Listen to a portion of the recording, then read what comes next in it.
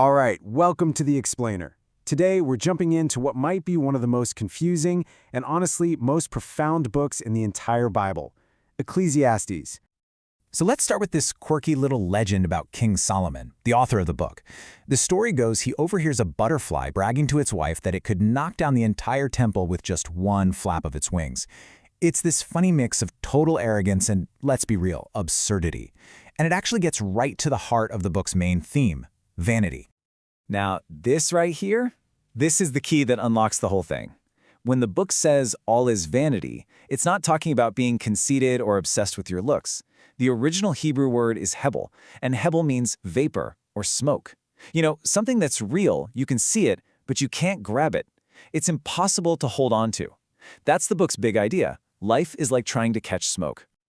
Okay, so armed with basically unlimited money, power, and wisdom, our author, Solomon, decides to run a massive experiment. His mission? To test everything, literally everything under the sun. You know, everything here in our physical reality. To figure out what, if anything, is actually good and has lasting meaning.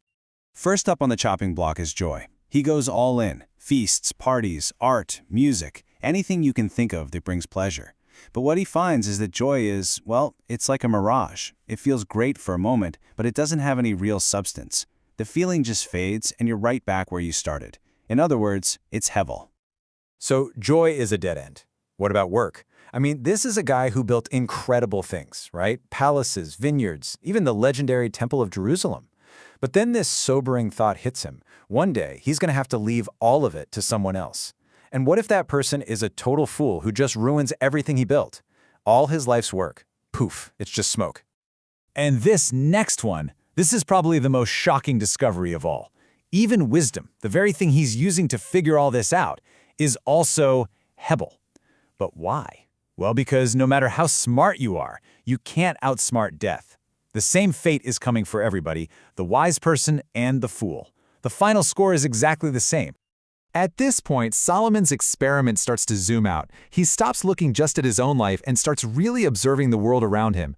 And what he sees, well, it pushes him from this personal funk into a much deeper crisis about how the world even works. He looks around, and what does he see? Just cosmic unfairness everywhere. He sees good people getting crushed, while wicked people seem to win all the time.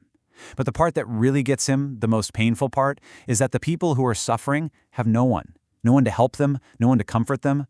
The world just feels fundamentally broken. So this forces a really critical question, for him and for us. If life itself is just smoke, and the world is this unfair, is there any hope at all? Can a system this broken ever actually be fixed? It feels pretty hopeless, doesn't it? But right when the search hits absolute rock bottom, when it feels like nothing matters, the book makes a hard pivot. It offers this completely new way of looking at everything that reframes the whole experiment. This is the turning point. And here it is, the central paradox. Solomon suddenly gets it. His mistake was that he was trying to achieve meaning.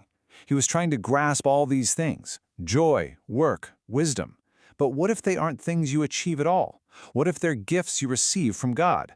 You see, when you stop trying to grab them and just accept them as gifts, they stop being smoke. They can actually be good. Now, let's be clear. This new perspective doesn't just magically make all those tough questions about injustice and death go away. It's not that simple. What it does, though, is give you a solid place to stand, a foundation that lets you live with those questions while you search for the real answer.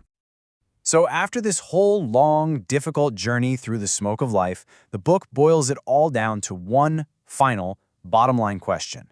What is our actual purpose here? What's the whole point? And here's the conclusion. Meaning isn't found by chasing and trying to grasp things under the sun. That's just an endless, frustrating cycle.